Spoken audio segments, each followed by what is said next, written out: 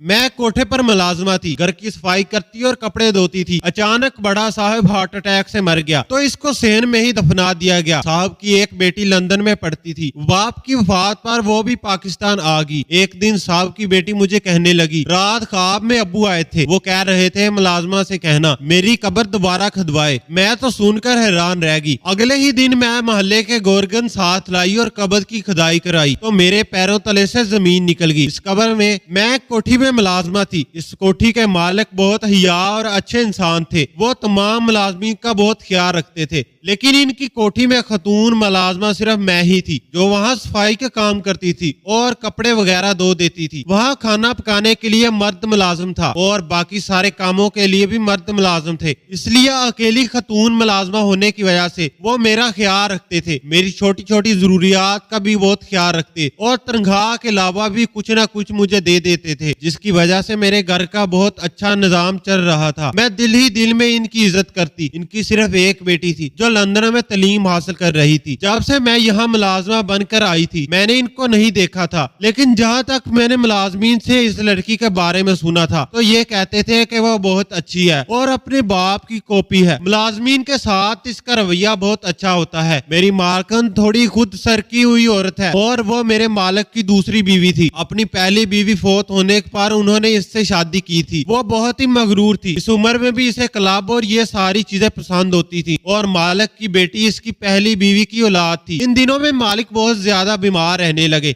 लेकिन इनकी बीवी को इनकी बिल्कुल परवाह नहीं होती। अपने आप और अपनी सरगर्मियों में मसरूफ रहती थी और इसको इस बात से कुछ लेना देना नहीं था कि इसका शोहर बीमार है। हम सारे मुलाजमीन अपने मालिक का हर तरह से ख्याल रखते थे। मेरे फराइज इनका ख्याल रखना नहीं था। मेरा काम सिर्फ सफाई करना और कपड़े धोना था, लेकिन फिर भी मैं खुद से इनका ख्याल रखती थी। इनको वक्त पर ला कर दवाई देती, इनके लिए एक बेहतरीन गजा तैयार करती। सिर्फ ये नहीं कि मैं इन दिनों इनका ख्याल रखती थी, बल्कि बाकी सारे मुलाजमीन भी फकतो फकता इनका ख्याल रखते थे। ड्राइवर हर वक्त तैयार रहता, कहीं अस्पताल न जाना पड़ जाए, बल्कि इनको बाहर वाक तक करवाते थे और जिस तरह डॉक्टर कहता है इसकी हिदायत पर अमल करते हैं। और यह सारे काम हम मुलाजमीन किया करते थे। इनकी बीवी को कुछ पता नहीं था और एक दिन वो अचानक फौत हो गए। उम्र इनकी इतनी ज्यादा नहीं थी, लेकिन उलझनों ने इनको वक्त से पहले ही बूढ़ा कर दिया था। इनकी मौत की खबर सुनकर इनकी बेटी भी लंदन से वापस आ गई और मैंने इसको पहली दफा अपने बाप की मैयत पर देखा था। बाहर रहने के बावजूद भी इसने बहुदा लिबास तक नहीं पहना हुआ था। जबकि मालकन की तनफीन का वक्त हुआ तो इनके लिए वकील ने आकर बताया कि पहले इनकी वसीयत सुनी जाए। इसलिए सबसे पहले इनकी वसीयत सुनी गई तो इनकी वसीयत में ये बात थी कि इनको अपने घर के सहन में ही दफनाया जाए। इसलिए फौरन घर के सहन में कब्र तैयार की गई और इनको वहाँ दफना दिया गया। वह मुश्किल 3 दिन का सोग मनाने के बाद मेरी मालकन तो फिर से नालमर होगी, लेकिन इनकी बेटी को मैं देखती थी कि इसको हकीकी तौर पर दुख था और वसीयत के मुताबिक इनकी तमाम जायदाद में से 70% इनकी बेटी मालिक थी और 30% की बीवी। लेकिन मैंने अभी तक इन दोनों में इस बात का कोई झगड़ा नहीं देखा था। इनकी बेटी सुबह शाम अपने बाप की कब्र पर कुरान पाक की तिलावत किया करती और इसे भी मालूम था कि इसकी नई माँ अपने शोहर से कोई खास रब्ता नहीं रखती, इसलिए वो मुलाजमीन से अपने बाप की बातें किया करती थी। इसको इस बात का शदीद कलक था कि वो इनके साथ वक्त नहीं गुजार सकेंगे। मुझे भी इसके दुख का अंदाजा था कि मेरा बाप ही नहीं था और मैं भी जानती थी कि बिन बाप की बेटियों के लिए जिंदगी कितनी मुश्किल होती है, चाहे वो अमीर की बेटी हो या गरीब की। इसलिए मैं हर वक्त इसके साथ रहती थी। मालिक के बीमार होने से पहले मैं सिर्फ कुछ घंटों के लिए यहाँ आया करती थी, लेकिन इनके बीमार होने के बाद मैं सारा दिन के लिए यहाँ रहती थी। इनकी वफात के बाद मैंने रात को भी यहाँ रहना शुरू कर दिया था, क्योंकि मुझे मालूम था कि इनकी बेटी को मेरी जरूरत है और जब मुझे जरूरत थी तो उन्होंने मुझे हर तरह का काम मुहैया किया। इनकी बेटी को अब जरूरत थी तो मेरा फर्ज बनता था कि मैं इनकी बेटी का साथ दूं। वैसे भी घर में मेरे बच्चे छोटे नहीं थे कि वो अकेले ना रह सके, इसलिए मैं बेफिक्र होकर यहाँ रहती थी। जब मेरे मालिक को मरे हुए कुछ दिन गुजरे तो एक दिन सुबह इनकी बेटी का रवैया मेरे साथ अजीब सा था। मुझे बड़ी अजीब सी नजरों से देख रही थी। सारा दिन मैं इसके साथ ही रही, लेकिन इसके अंदाज में वो पहले वाली गर्म जोशी नहीं थी। मैं इससे मालिक की बातें करती रही, लेकिन लेकिन वो गायब दिमागी से मुझे जवाब देती रही। मैंने पूछा भी कि आखिर क्या है, मुझे बता सकती? इसने बताया कि ऐसी कोई बात नहीं है, कुछ दिनों से मैं मायूस हूँ, जैसे मेरे मामूलात पर नजर रखी है, लेकिन मेरे मामूलात गलत नहीं है, इसलिए मैं मुतमिन थी। 2 दिन बाद इसने मुझे बुलाया और बताया कि मैंने अपने बाप को ख्वाब में देखा था। उन्होंने आपका नाम लेकर कहा कि इससे बोलना मेरी कब्र दोबारा खुदवाए। मैं इसलिए आपसे इससे बात कर रही थी कि मेरे बाप ने आपको क्यों कहा? मेरे ख्वाब में आए थे तो मुझे भी कह सकते थे कि मेरी कब्र दोबारा खुदवा लो, लेकिन उन्होंने बकायदा आपका नाम लेकर कहा था और इन दिनों में मैंने देख लिया था कि आप इनकी कितनी मुखलस थी। सुबह शाम इनकी कब्र पर तिलावत करती थी, इनके नाम का भी रोजाना सदका देती थी, हर रोज दुरूद दरवाज दिलाती, इनकी कब्र पर दिया जलाती थी। इसका मतलब है कि आप इनकी दिल से इज्जत करती हैं, इसलिए उन्होंने आपका नाम लिया है। मैं इस बात पर बहुत हैरान हुई कि मैं ऐसा कैसे कर सकती हूँ। आप जानती हैं कि मालिक कब्र खोलने की इजाजत कभी नहीं देंगे। उन्होंने कहा कि मैं इसमें तुम्हारा साथ दूंगी, शायद इसीलिए बाबा ने मुझे कहा है, क्योंकि वो जानते थे कि आपकी पहुंच भी ज्यादा नहीं है, लेकिन ये आसान काम भी नहीं था, ये गैर कानूनी भी समझा जा सकता है। और फिर ऐसी सूरत में जब घर में मालकन भी ना मौजूद थी जिसको के शोहर के गम से कुछ लेना देना नहीं था, इसलिए यकीनन हमारे खिलाफ महज खड़ा कर देना था। इसलिए हमने सबसे पहले फतवा लिया कि हमने ख्वाब में देखा है, के बारे में हमें क्या करना चाहिए। उन्होंने कहा कि अगर ख्वाब की बात है तो हमें इस पर अमल कर देना चाहिए। मौलाना साहब से भी फतवा लेने के बाद हमने कानून के मुताबिक काम किया और एक वकील के पास जाकर सारी बात बयान की, तो उन्होंने इस बात का हल बताया, बल्कि कोर्ट से भी इस चीज का बकायदा परमिट निकलवाया। इस काम में सिर्फ 1 हफ्ता लग गया। के बाद मोहल्ले के वो नागवार कुन जिन्होंने पहले कब्र खोदी थी, इनको साथ लेकर आई। सारे मुलाजमीन को ये बात मालूम हो गई थी कि हम कब्र कुशाई करना चाह रही हैं।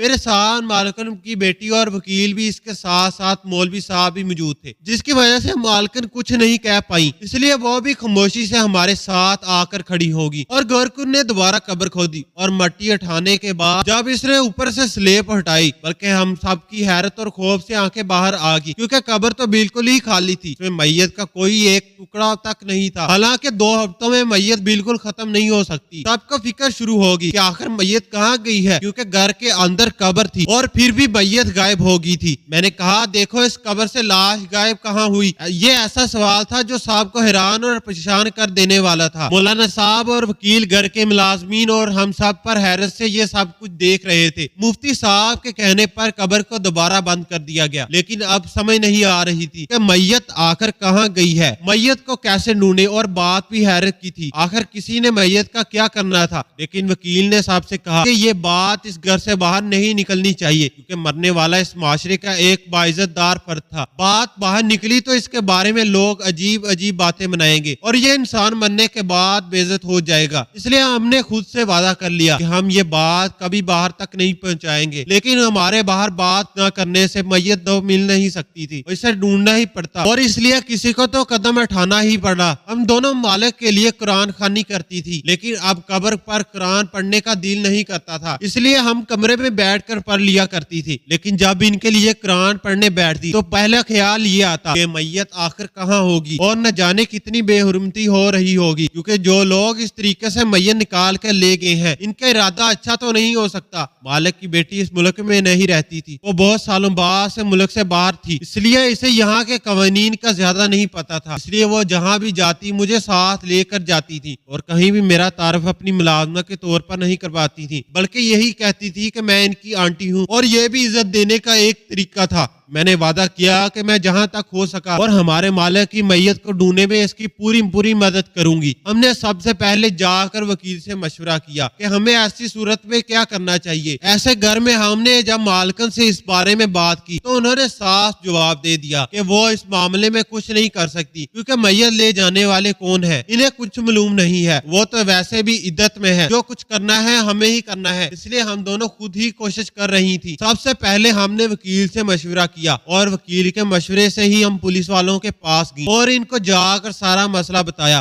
वो लोग तो इतना अजीबो गरीब के सुनने के लिए तैयार ही नहीं थे, लेकिन मालिक की नहीं नामी और हम सब की गवाही की वजह से इनको केस फाइल करना पड़ा। और सबसे बड़ी बात, वकील ने भी इस चीज की गवाही दी थी। मज़हवाज भी अलग अलग जाकर गोरी रवाई और मुफ्ती साहब ने भी गवाही दी, इसलिए पुलिस को केस हाथ में लेना ही पड़ा और कब्र खुलवा कर इसकी तस्वीरें लेकर चले गए। पुलिस अपने तौर पर काम कर रही थी थी, लेकिन पुलिस भी मुकम्मल अंधेरे में थी क्योंकि मालिक के घर के अंदर कैमरे लगे हुए थे, लेकिन सब सामने थे और मालिक की कब्र पिछले लॉन में थी और चौकीदार भी सामने के रुख पर होते थे। पीछे तो कभी कोई गया ही नहीं था, इसलिए इसके बारे में कुछ मालूम नहीं था। पुलिस ने तफ्तीश का आगाज हम मुलाजमीन से किया था, लेकिन मुलाजमीन को कुछ मालूम होता तो बताते, लेकिन सब पर सख्ती आ गई थी। सबसे पहले तो चौकीदार की सख्ती आई थी कि तुम्हें मालूम होना चाहिए कि कौन आया कौन गया। मैयत चोरी हुई थी और ये कोई आम बात तो नहीं थी क्योंकि मैयत ले जाने वाला इतना आसान काम नहीं होता, लेकिन चौकीदार कोई नया नहीं था, पिछले कई सालों से यहाँ पर चौकीदारी कर रहा था और वो ये सब क्यों करेगा। ऐसे ही सबसे बार बार पूछा जाता है कि तुम लोग इसी घर में होते हुए कहाँ रहते हो, आपको कुछ ना कुछ तो मालूम होगा। और सिर्फ यही नहीं, पुलिस वाले तो सब पर शक करते हैं, इसलिए उन्होंने माँ बेटी पर भी तशवीश की, लेकिन इस तरह तशवीश करने से क्या हो सकता। और हमारे मुल्क की पुलिस बस रवायती तरीके अपनाती है, हाथ दूसरे बंदे को पकड़कर तो कभी किसी को, लेकिन इसका सबका कोई फायदा नहीं हो रहा था। एक बात गलत थी, पुलिस के आने से जवाबात किसी को मालूम नहीं थे, वो आहिस्ता आहिस्ता लोगों को मालूमात होना शुरू हो गई थी और हम लोग नहीं चाहते थे कि लोगों को मालूम हो कि इसलिए मालिक की बेटी पुलिस वालों से जाकर कहा कि अगर वो काम करना चाहते हैं कि ऐसे कुछ ना मालूम हो और अपने रवायती तरीके से ही सब कुछ करना चाहिए तो आप रहने दीजिए, हम अपना केस खारिज करवा देंगे। पुलिस तो सिर्फ मालिक के नाम की वजह से काम करने से इनकार नहीं कर रही थी। जब हमने खुद केस खारिज करने की बात की तो इनका मसला हल हो गया और इस तरह हमने केस खारिज करवा दिया। लेकिन हमें एक छोटी सी उम्मीद लगी हुई थी, लेकिन इसी तरह हाथ पर हाथ धरे बैठना अच्छा भी नहीं लग रहा था और कोई भी रास्ता नजर नहीं आ रहा था। हम सब मुलाजमीन और मालिक की बेटी इस मसले को लेकर बहुत परेशान थे और अपनी जगह पर आयद रहे थे कि इस मसले को हल करने का कोई ना कोई तो तरीका मिल जाए, बल्कि हम अपनी जगह पर जासूसी भी करते रहे थे। अब पुरानी बातें याद करते, कोई ऐसी बात याद करते जिससे हमें हल्का फुल्का कोई क्लू मिल जाए। ऐसी कोई बात भी नहीं याद आती थी। कब्र से लाश को निकालने के लिए कब्र खुदाई की जाती है और हम लोग तो सुबह शाम कब्र पर जाते थे। हमने कभी नहीं देखा कि कब्र खुदी हुई हो, इसीलिए पहली बात तो ये थी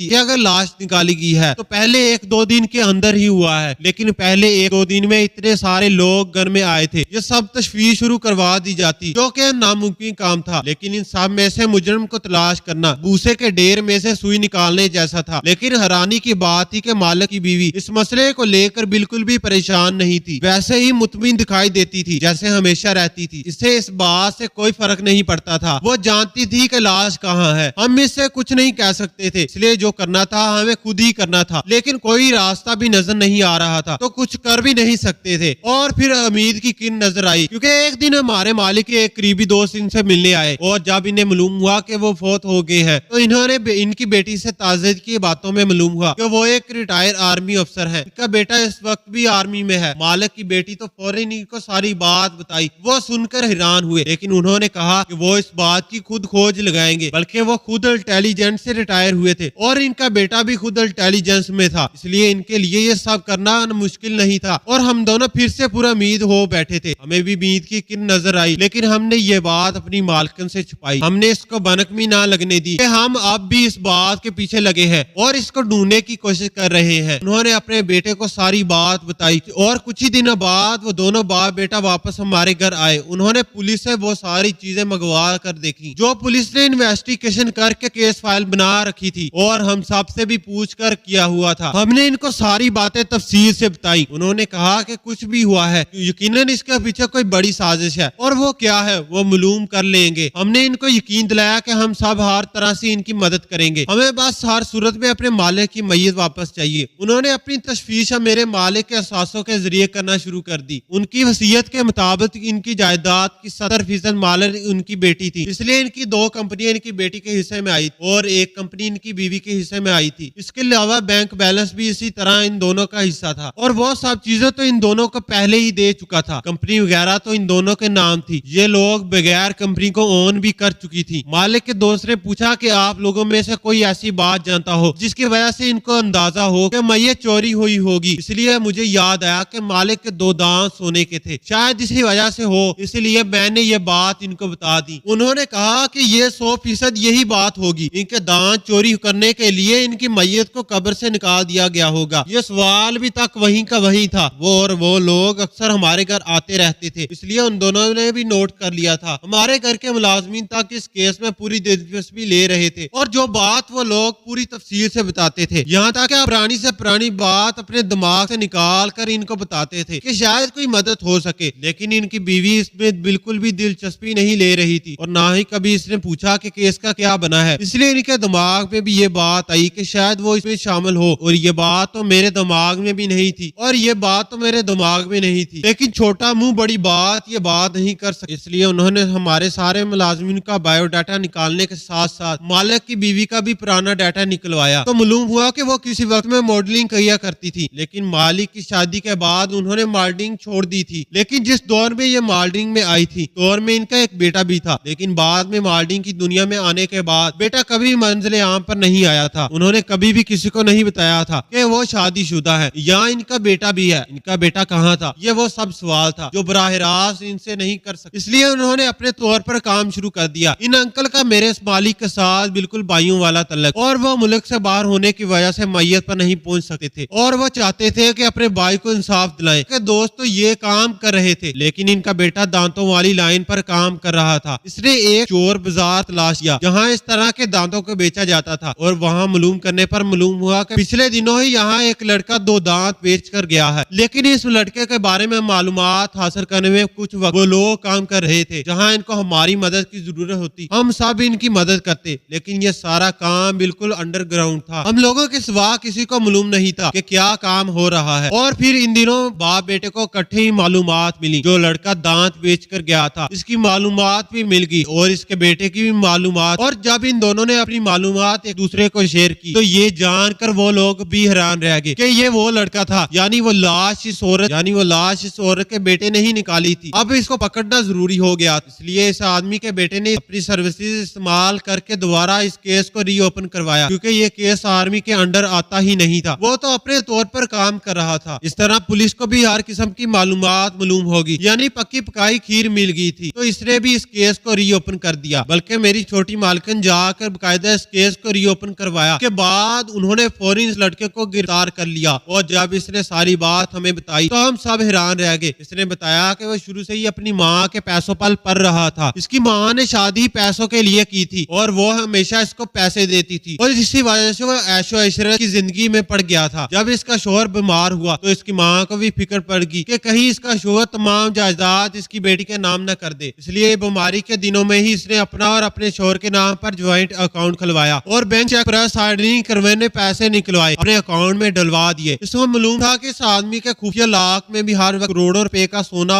और नकदी रकम पड़ी रहती है, लेकिन वो लाख फिंगरप्रिंट से खुलता था। तो इसी दिन रात को इसी माँ ने इसको बताया कि इसने कब्र अपने घर में ही खदवा ली है। अगर वो कब्रिस्तान में होती तो ज्यादा आसानी रहती, लेकिन शायद इसे भी मालूम हो गया था कि इसके साथ क्या होगा। इसने वसीयत कर दी थी कि घर में ही कब्र करना। रात जब साहब वापस जा रहे थे और तमाम मुलाजमीन मसरूफ, तो वो खामोशी से सेन में निकल गया था। मैयत निकालने में कोई मसला नहीं हुआ। इसने जल्दी से वो मैयत निकाली और कब्र दोबारा से बंद कर दी और मैयत उन्होंने एक बोरी में डालकर ले गए। टेंट वाले भी सामान लेकर जा रहे थे, इसलिए किसी को इनकी तरफ ध्यान भी ना दिया और वो अपने दोस्त के साथ मिलकर ये काम सरंजाम दिया गया। इसने ना सिर्फ इनके दांत बल्कि इनके गुर्दे और तरह की चीजें जो बेची जा सकती और वो भी निकाली, और इसके साथ साथ इनके हाथ का अंगूठा भी काट कर दूसरे दिन साथ ले आया जिससे वो लॉकर चलता था। इससे लॉकर खोल कर इन लोगों ने वहां से सब निकाल लिया, लेकिन मैयत उन्होंने एक पुराने कब्रिस्तान में कब्र खोदकर दफन कर दी क्योंकि इनका जुर्म बड़ा था और इसमें हमारी मालकन भी बराबर की शरीक। इसलिए पुलिस ने इन दोनों को गिरफ्तार कर लिया और जिस दौलत की खातिर इन्होंने इतना घटिया काम किया था इनके कुछ काम न आ सकी। नाजरीन, इस तरह की मजीद सबकमाज कहानियां सुनने के लिए अगर आप इस चैनल पर नए हैं तो इस चैनल को जरूर सब्सक्राइब करें। मिलते हैं कल एक नई वीडियो के साथ। नाजरीन, इस तरह के मजीद सबकमाज वाकयात कहानियां सुनने के लिए हमारी वीडियो को लाइक शेयर करें और अगर आप इस चैनल पर नए हैं तो प्लीज हमारे चैनल को सब्सक्राइब जरूर करें। शुक्रिया।